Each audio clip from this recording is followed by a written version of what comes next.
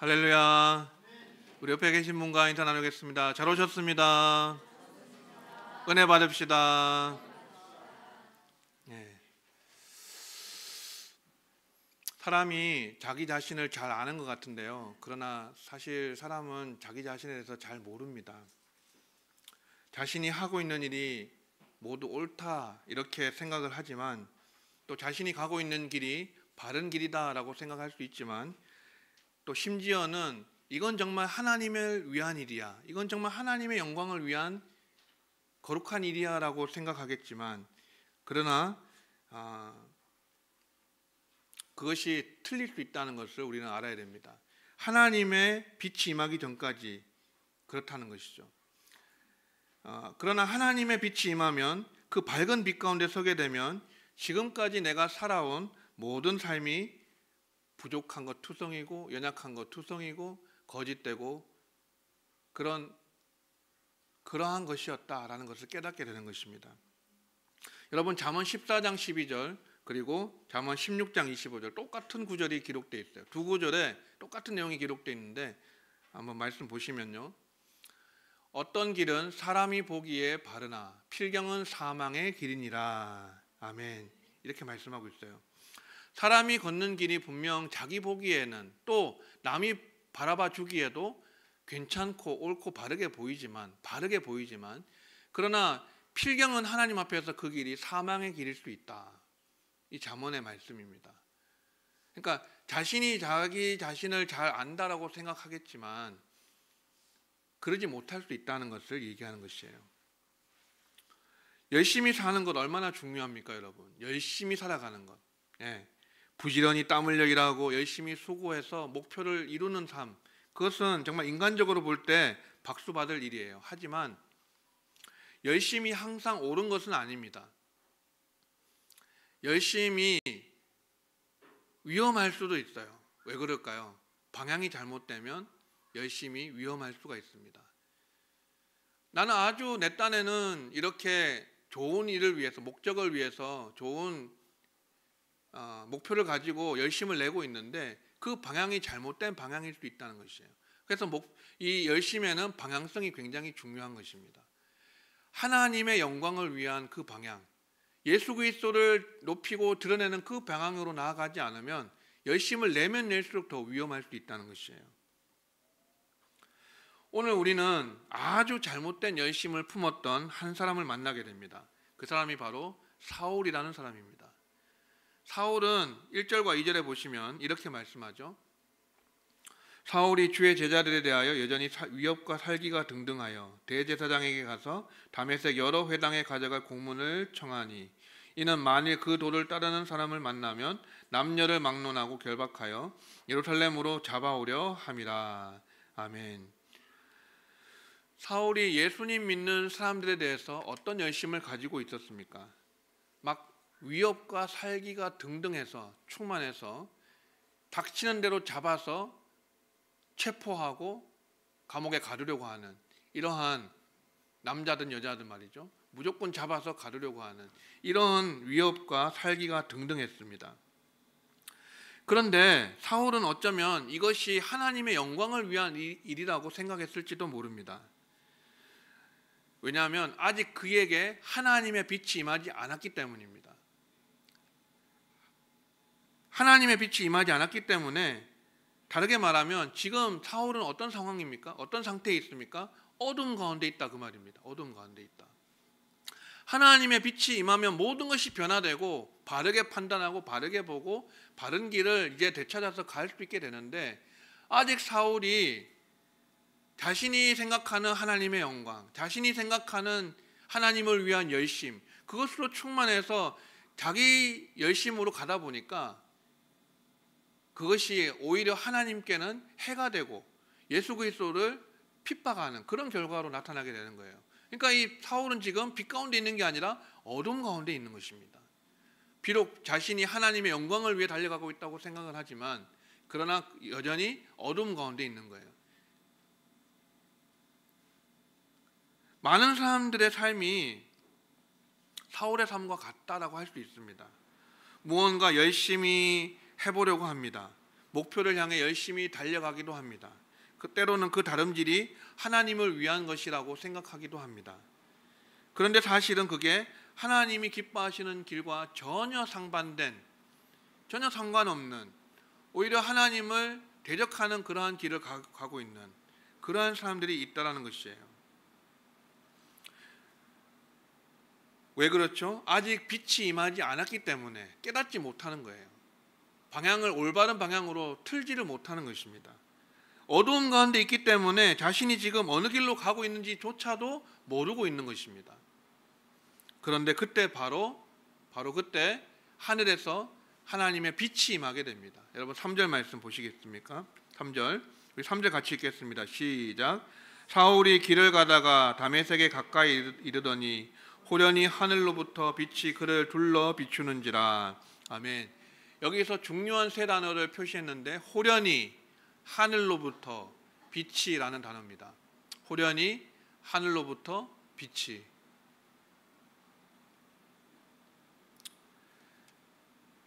무슨 장면과 여러분 비슷하다고 할 수 있습니까? 이 장면이 지금 호련히 갑자기 하늘로부터 빛이 사울을 둘러 비추고 그에게 하나님의 영광의 임재가 이루어졌다. 이게 지금 어떤 상황과 비슷하죠? 사도행전 2장의 오순절 마가다락방의 성령 강림과 비슷한 지금 장면입니다. 자, 사도행전 2장 2절 3절에 보면 이렇게 말씀하죠. 호련히 하늘로부터 급하고 강한 바람 같은 소리가 있어 그들이 앉은 온 집에 가득하며 마치 불의 혀처럼 갈라지는 것들이 그들에게 보여 각 사람 위에 하나씩 임하여 있더니. 아멘. 지금 사도행전 2장에서 제자들이 처음에 예수님께서 승천하시고 나서 성령이 임하시기 전까지 오로지 기도에 힘써서, 기도에 아주 힘을 써서 이렇게 성령께서 강권적으로 강림하시는 그 사건을 기록한 사도행전 2장에 교회가 태동되는 성령 강림의 사건, 오순절의 성령 강림 사건이 있은 후에 사울에게도 똑같은 지금 현상이 일어난 것이에요. 호련히 하늘로부터 무엇이 둘러 비추었어요? 빛이 그를 둘러 비추었다는 것입니다. 사도행전 2장에서는 호련히 하늘로부터 불이 임하였는데 사울에게는 호련히 하늘로부터 빛이 임하였어요. 빛이나 불이나 다 하나님의 어떤 성령의 속성을 가리키는 것입니다. 그러면 하나님께서 빛으로 사울에게 호련히 갑자기 임하셨다, 비추었다. 이건 뭘 의미합니까? 주님께서 사울에게 임재하셨다라는 것입니다. 부활하신 우리 주님이 사울에게 친히 임하셨다, 임재하셨다. 그것을 말하는 것입니다. 사울에게 어떻게 임재하셨습니까? 갑자기 하늘로부터 빛으로 이렇게 임하셨어요. 여러분, 갑자기 호련이라는 말을 생각해 보면 주님께서 생각지 못하던 때에 사울에게 임하셨습니다. 찾아오셨습니다. 다메섹으로 여전히 위협과 살기가 등등하여서 예수 믿는 자들을 체포하려고 가던 그 길에 언덕에서 도상에서 생각지 못하던 때, 예상치 못했던 때에 하나님께서 하늘로부터 강한 빛으로 사울을 둘러 비추시고 만나주시고 임재하셨다라는 것입니다. 여러분, 그래서 성경은 예수님께서 우리에게 뭐같이 임하신다 하셨죠? 도둑같이 임하신다 하셨습니다. 도둑같이. 갑자기 호련히 임하시는 거예요. 도둑이 나 11월 27일 11시 37분에 너를 찾아갈게 라고 하는 도둑은 아무도 없습니다. 도둑은 우리가 예상치 못하던 때에, 생각지 못하던 때에 호련히 갑자기 오게 되죠. 마찬가지로 주님께서 2000년 전에도 호련히 갑자기 사람들이 예상하지 못했던 때에 마리아의 배를 통해서 성육신 하셔서 이 땅에 오셨습니다. 그리고 예수님의 재림도 호련히 갑자기 도둑처럼 임하게 될 것입니다. 물론 우리에게 그 날과 그 시는 알지 못하지만 시기는, 그 천기는 분별하면서 너희가 하나님의 시기를 분별하지 못하느냐 그러셨는데 우리에게는 도둑같이 임하지 않는다 그런 말씀도 있죠. 예, 우리가 노아의 때와 같이 그렇게 흥청망청 먹고 마시고 취하고 그러한 때에 주님을 맞이했던 그런 도둑같이 임하셨던 주님을 맞이하는 그런 것과는 우리는 다른 것입니다. 우리는 깨어있는 주의 백성들이기 때문에, 우리는 잠들어 있지 않는 상태이기 때문에, 우리는 깨어있기 때문에 그렇기 때문에 우리에게는 도둑같이 주님께서 재림하시지는 않을 것입니다. 자, 그리고 우리 각 사람에게 주님이 찾아오심도 임재하심도 도둑같이 임하는 것입니다. 우리가 예상하지 못했던 또 생각하지 못했던 그런 일상의 장소에서 그 일상의 시간 속에서 주님께서 우리에게 찾아오시고 만나 주실 거예요. 분명한 것은 무엇이냐면 어느 순간에 우리가 주님을 만나게 될지는 모르지만 언제 어디서 주님이 찾아오시는 것을 경험할지는 모르지만 분명한 것은 뭐예요? 주님이 우리를 찾아오시는 그 순간 우리는 놀라운 변화를 경험하게 된다는 것입니다. 사울처럼 말입니다. 사울이 지금 빛으로 인해서 태양빛보다 더 밝은 빛으로 인해서 눈이 멀어버렸어요. 눈을 떴지만 보지 못하고 인도하는 자에 이끌려서 그렇게 가야만 하는 그러한 일을 경험하게 됐는데 3일 동안 식음을 전폐하면서 먹지도 않고 마시지도 않고 사울은 그렇게 이러한 일이 그에게 임하게 되었습니다. 그러면서 자신의 과거를 반추하게 되고 뒤돌아보게 되고 또 회개에 이르게 되고 하나님 앞에서 깊은 교제 가운데 들어가게 되죠. 그래서 변화가 일어나게 되는 거예요. 변화가. 사울에게 임한 변화처럼 우리에게 여러분 주님이 찾아오시면요 사람은 놀라운 변화를 경험하게 돼요. 주님의 임재가 있으면 우리는 당연히 변하게 되어 있습니다. 여러분 사람이 엄마의 잔소리로 변화되는 게 아닙니다. 이거 해 저거 해 이렇게 막 이렇게 다그친다고 해가지고 변화되는 거 아니에요. 좋은 강연을 듣고 좋은 책을 읽고 좋은 영화를 보고 그런 감명 감화를 받아서 변화되는 것도 아니에요. 사람은 어떻게 변화됩니까? 주님의 임재가 있을 때. 할렐루야. 주님이 임하시고 우리를 찾아오시면 반드시 변화되게 되어 있어요. 여러분 이것이 사울에게서 발견되는 삶의 변화라는 것입니다. 우리에게도 마찬가지예요. 주님께서 우리를 찾아오시고 임재하시면 우리는 변화할 수밖에 없다는 것입니다. 두 번째 중요한 키워드는 하늘로부터예요. 하늘로부터. 하나님은 하늘로부터 위로부터 사울에게 임하셨습니다. 빛으로 임하셨습니다. 위로부터 임하셨어요. 그래서 우리는 이 땅에 발붙이고 살고 있지만 그러나 우리는 이 땅의 것을 추구하면서 이 땅의 것을 바라보면서 이 땅의 것이 전부인 것으로 살아갈 수가 없습니다. 우리는 위의 것을 찾으며 하늘을 바라보며 천국을 바라보며 하나님 계신 그 하나님 나라를 바라보면서 소망하면서 위의 것을 찾으며 위를 바라보면서 살아야 되는 것이죠. 사람은 위를 바라봐야 살 수 있어요.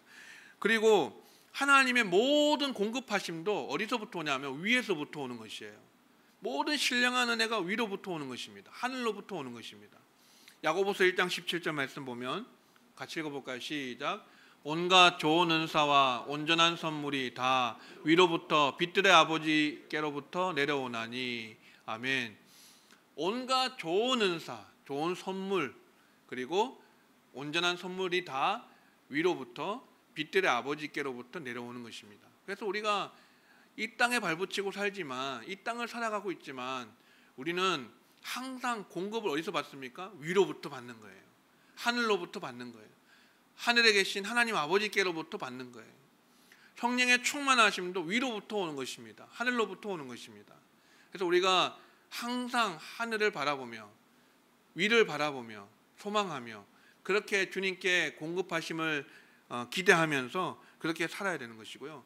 가장 그 놀라운 위로부터의 공급하심을 받을 수 있는 주님의 임재하심을 충만하게 누릴 수 있는 때가 언제입니까? 바로 예배를 통해서. 할렐루야.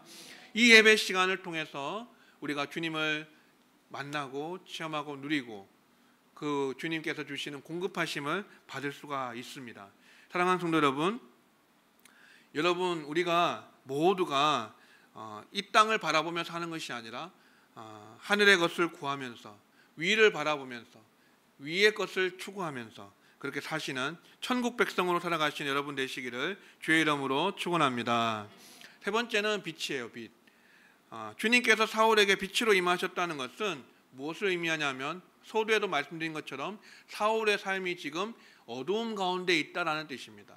어두움 가운데 있다. 사울은 자신이 어두움 가운데 있다고 생각하지 않을 것입니다. 그는 빛 대신 하나님을 위해 살고 있고 내가 빛 가운데 행하고 있고 그 하나님의 영광을 위해서 내가 빛을 향해 달려가고 있다라고 생각했을지 모릅니다. 나사렛 이단 예수를 추종하는 그 나쁜 무리들을 전부 다 잡아서 남녀를 막론하고 남자든 여자든 그냥 잡아서 감옥에 가두면 하나님의 영광을 돌리는 것이다 라고 생각했을 거예요. 그런데 그에게 태양빛보다 더 밝은 빛이 둘러 비추었습니다. 그 후에야 그는 깨달았습니다. 아, 내가 어두움 가운데 있었구나. 내가 가는 길이 생명의 길이 아니라 사망의 길이었구나. 그것을 그제서야 빛이 임한 후에야 깨닫게 되는 것입니다. 그 밝은 빛으로 인해서 사울은 눈이 멀고 말았습니다. 3일 동안 앞을 보지 못했습니다. 식음을 전폐하며 회개합니다. 그리고 사울은 변화되어서 바울이 됩니다. 예수님을 박해하던 사람이 예수님을 전파하는 사람으로 완전히 180도 변화되게 되는 이러한 놀라운 변화를 사울은 경험하게 됩니다. 무엇이 임했기 때문에 이런 변화가 온 것입니까? 빛이 임했기 때문이에요. 빛이. 여러분, 빛이 임하면요, 하나님이 임재하시면 우리의 생각이 변하게 돼요. 생각이 변하면 뭐가 변해요? 삶이 변하게 돼요. 행동이 변하게 돼요. 여러분, 여러분의 삶을 변화시키고 싶으시면 다른 거 바꾸려고 하지 마세요. 감정으로도 바꿀 수 없고요, 어떤 것으로도 바꿀 수가 없어요. 우리의 생각이 바뀌어야 우리의 삶이 바뀔 수가 있어요. 생각이 바뀌려면 주님의 빛으로 임하시는 주님의 임재가 임해야, 주의 임재가 임할 때 우리에게 생각이 변화되고 우리의 삶의 열매가 바뀌는 놀라운 변화가 일어납니다. 할렐루야. 여러분, 그래서 하나님께서 이렇게 우리에게 어떻게 찾아오십니까? 다시 정리하면 호련히 하늘로부터 빛으로 임하십니다. 호련히 하늘로부터 빛으로. 저는 여러분을 축복합니다. 여러분 하나님께서 호련히 하늘로부터 빛으로 임하시는 그 하나님의 임재하심이 여러분이 예배 드릴 때마다 또 여러분의 일상의 삶 가운데서 날마다 주님의 임재를 경험하고 누리시는 복된 성도님들 되시기를 주의 이름으로 축원합니다. 그 주님께서 오늘 사울에게 이렇게 질문하시죠. 4절입니다. 땅에 엎드려져서 들음에 소리가 있어 이르시되 사울아 사울아 네가 어찌하여 나를 박해하느냐 하시거늘. 아멘. 네가 어찌하여 나를 박해하느냐. 주님이 사울을 향해서 하신 질문이었어요. 여러분, 이 질문에서, 주님의 질문에서 놀라운 한 가지 사실을 발견할 수 있지 않습니까? 그것은 주님께서 왜 나를 박해하느냐라고 말씀하셨다는 것이에요. 나를 박해하느냐. 사실 사울은 예수님을 직접적으로 박해하지는 않았습니다. 예수님이 승천하신 이후고 예수님을 믿는 무리들, 그 남녀 무리들, 제자들을 박해했을 뿐인데 예수님은 나를 박해하느냐라고 말씀하십니다. 그 말은 무엇일까요? 주님께서 예수님을 믿는 성도 각 사람 한 사람을 주님과 동일시한다는 것이에요. 동일시한다. 저와 여러분을 주님께서는 우리가 주님을 믿기 때문에 우리를 주님과 동일시하신다는 거예요. 동일시하신다. 누가 우리에게 잘하면요, 주님께서 너가 나를 잘 섬기는구나 생각한다는 거예요. 또 반면에 누가 우리에게 해를 가하고자 하면은 그 사람이 주님께 해를 가하고자 하는 것을 여기신다는 거예요. 왜냐하면 교회는 건물이 아니죠. 공동체입니다. 사람들입니다. 우리 모두가 교회인데 교회는 주님의 무엇입니까? 몸이기 때문에, 예수 그리스도의 몸이기 때문에 그 몸된 주님은 그 교회를 주님과 동일시 하신다는 것이에요. 이것을 잘 볼 수 있는 대목이 마태복음 25장에 또 있습니다. 마지막 날에 주님께서 양과 염소를 분리하시고 구분하시면서 양들에게 뭐라고 말씀하십니까? 내가 줄일 때 너희가 먹을 것을 주었고, 목마를 때 마시게 하였고, 나그네 되었을 때 영접하였고, 헐벗었을 때 옷을 입혔고, 병들었을 때 돌보았고, 옥에 갇혔을 때 와서 보았느니라. 아멘. 예, 이 주님께서 마지막 날 의인들에게 하시는 말씀이거든요. 그러니까 의인들이, 양들이 놀래가지고 말하는 거예요. 주님께. 주님, 언제 우리가 주님께서 줄이신 것을 보고 음식을 대접하였고, 언제 목마르신 것을 보고 마시게 하였나이까? 언제 또 우리가 주님 나그네 내신 것을 보고 영접하였으며, 언제 헐벗으신 것을 보고서 옷을 입혀드렸습니까? 어느 때 병드신 것이나 옥에 갇히신 것을 보고 돌보았습니까? 라고 질문하니까 주님께서 뭐라고 대답하십니까? 40절 같이 한번 읽어봅시다. 시작. 내가 진실로 너에게 이르노니 너희가 여기 내 형제 중에 지극히 작은 자 하나에게 한 것이 곧 나에게 한 것이니라. 아멘. 자, 주님께서 그날에 마지막 날에 이 형제들, 여기 내게 있는 형제들 가운데 지극히 작은 자 하나에게 한 것이 곧 나에게 한 것이다 라고 말씀하신다는 거예요. 여러분, 그래서 우리가 이 지극히 작은 자에게, 반대로 말하면 뭡니까? 지극히 작은 자 하나에게 하지 않은 것이 곧 주님께 하지 않은 것과 같다라는 것이에요. 무서운 말씀이거든요. 우리에게 정신이 번쩍 들게 하는 말씀 아닙니까? 여러분, 그래서 우리가 주님께서 교회를 주님과 동일시 하시기 때문에 우리가 교회를 어떤 태도로 대하느냐는 굉장히 중요할 수 있습니다. 예. 교회뿐 아니라요, 지극히 작은 한 영혼을 어떻게 대할 것이냐. 지극히 작은 한 영혼, 그리고 성도 한 사람 한 사람, 특히 연약하고 어려움에 처한 성도님들, 그런 한 사람 한 사람을 주님처럼 대하는 것이 필요하다. 주님처럼 대해야 된다는 것이에요. 누가 만약에 교회를 해친다면 그는 주님을 해치는 것과 같다는 거예요. 만약 누가 교회를 찢는다면, 분열시킨다면 그것은 주님을 찢는 것과 같다는 것이에요. 교회를 어떤 태도로 대할 것이냐, 성도 한 사람 한 사람은 어떻게 대할 것이냐. 우리는 교회를 주님처럼 받들어야 됩니다. 교회를 주님처럼 받들어야 돼요. 그 말은 성도 한 사람 한 사람을 주님 대하듯이 대해야 된다, 그 말입니다. 사랑하는 성도 여러분, 우리가 이렇게 공동체로 모였는데 앞으로 여러분 계속해서 신앙생활 하시면서 성도 서로를 바라보면서 주님을 바라보실 수 있는, 주님을, 그 안에 계신 주님을 보실 수 있는 여러분들 되시기를 주의 이름으로 축원합니다. 우리가 이 안에서 정말 양들처럼, 그 마태복음 25장 양들처럼 줄였을 때 먹이고, 목마를 때 마시고, 헐벗었을 때 입히고, 그렇게 또 병들었을 때, 옥에 갇혔을 때 돌보고, 우리가 우리 안에서 그걸 하지 않는다면은 어디서 이러한 주님을 섬기는 따뜻한 사랑을 볼 수가 있겠습니까? 교회가 그것을 하지 못한다면, 성도가 성도에게, 서로에게 그렇게 하지 못한다면 어디서 이런 돌봄과 사랑을 발견할 수 있겠냐고요. 교회가 해야 되는 것입니다. 자, 사울이 주여 누구시니까? 라고 물었습니다. 그때 주님은 나는 네가 박해하는 예수라 라고 대답하십니다. 사도행전에는 사울에게 부활의 주님이 나타나신 그 사건이 3번 기록되어 있습니다. 몇 장에 기록되어 있죠? 9장에 있고 22장에 있고 26장에 3번 기록이 되어 있습니다. 9장에는 그 사건 그대로가 내러티브 형식으로 기록이 되어 있고, 22장과 26장은 사도 바울이 간증하면서, 회고하면서 자신의 그 경험을 이야기하는, 변호하면서 이야기하는 그 장면으로 기록이 되어 있어요. 근데 26장에 보면은 오늘 본문에 나오지 않은 이야기가 기록이 되어 있어요. 그게 뭐냐면요, 26장 16절인데요. 우리 같이 한번 읽어볼까요? 시작. 일어나 너의 발로 서라. 내가 네게 나타난 것은 곧 네가 나를 본 일과 장차 내가 네게 나타날 일에 너로 종과 증인을 삼으려 함이니. 아멘. 예. 주님께서 지금 무슨 말씀을 하시는 것이죠? 내가 너에게 그 하늘의 태양빛보다 더 밝은 빛으로 비춘 것, 그리고 너에게 나타난 것은 내가 너로 사명자로 쓰고 싶기 때문이다. 내가 너를 사명자로 쓰고 싶기 때문이다라고 말씀하시는 거예요.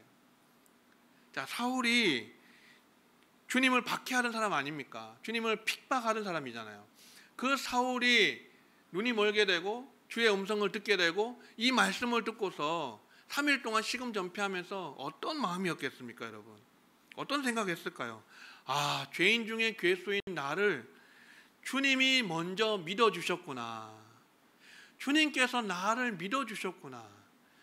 이렇게 평생에 걸쳐서 주님의 사명을 감당할 수 있을 것이라고 하는, 주님의 복음을 임금들과 이방인들과 이스라엘 자손들에게 전파하기 위하여 택한 나의 그릇이라 하셨는데, 바로 나를 그런 그릇으로 택하셨다는 것은 주님께서 나를 믿어주셨구나 라는 것을 생각하면서 얼마나 사도 바울이 감사하고 감격했지 않겠습니까?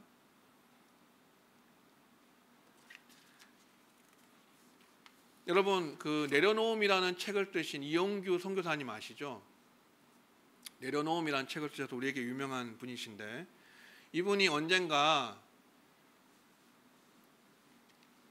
처음 마음이 회복이 안 되어서, 그 첫 사랑이 회복이 잘 안 되어서 이 첫 마음을 어떻게 하면 회복할 수 있을까, 이 첫 사랑을 어떻게 하면 회복할 수 있을까 고민하다가 북아일랜드에 있는 헬렌 로즈비어 선교사님을 찾아가게 됩니다. 헬렌 로즈비어 선교사님은 어떤 분이시냐면 1953년도에 의료 선교사로 자원하여서 아프리카 콩고로 가신 선교사님입니다. 거기서 병원과 학교를 세우셨습니다.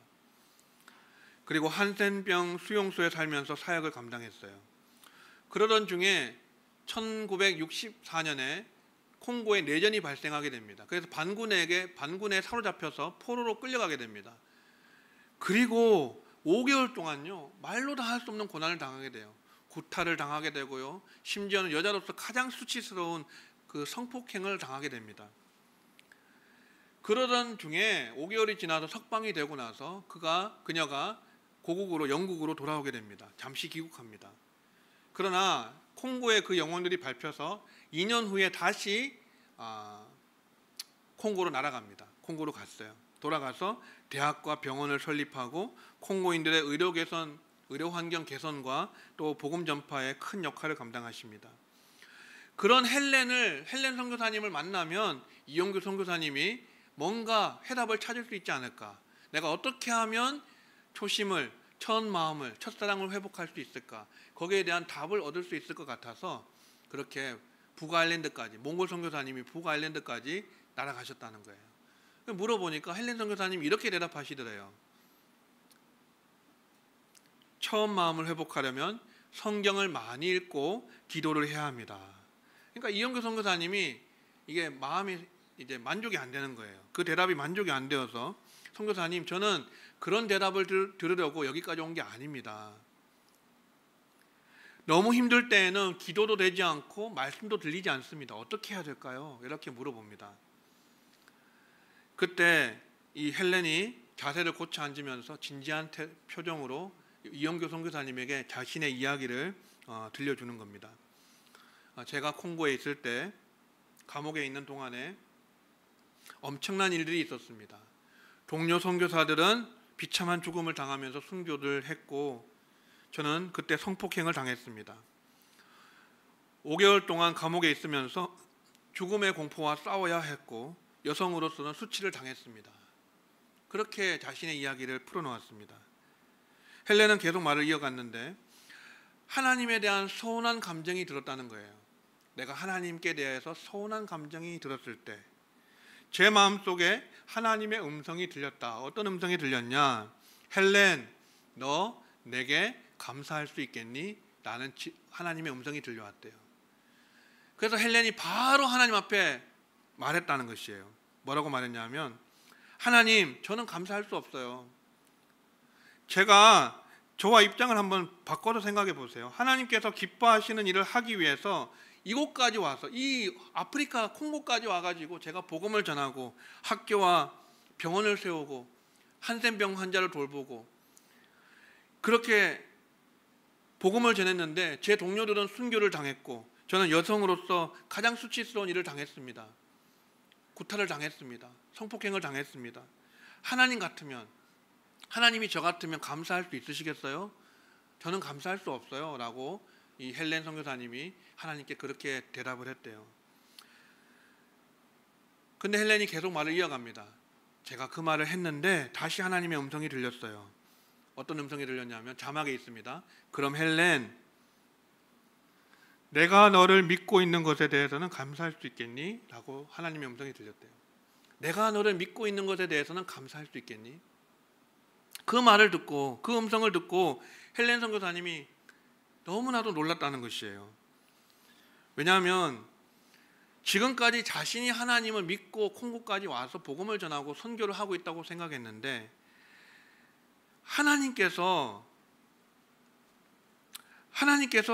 하나님도 자기 자신을 믿고 있다는 사실에 너무 놀랐다는 것입니다.